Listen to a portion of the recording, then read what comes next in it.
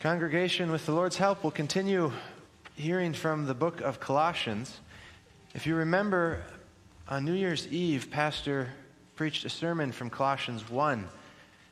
And then on New Year's Day, another one from Colossians 1, where he focused on Paul's thanksgiving in the first place for the Colossians, and then in the second place, Paul's prayer for the Colossians. And then the last time I was with you, we heard sermons from Colossians 1, and the first one was Colossians 1, verse 27, about Christ in you, the hope of glory.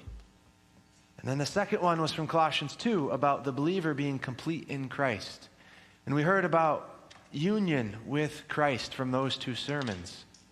We heard about the fruits, the joys that come from that blessed union with Christ, how there's hope, how there's perfect security being unified with Christ.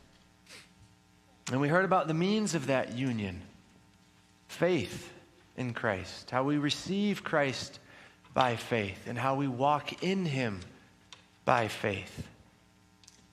And we also talked last time about how we are emptied of ourselves from Colossians 2, verses 11 and 12.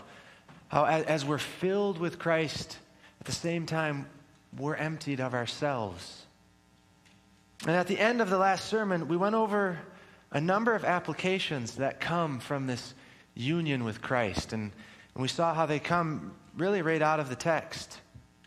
And the very last of them came from Colossians 3, which we read today.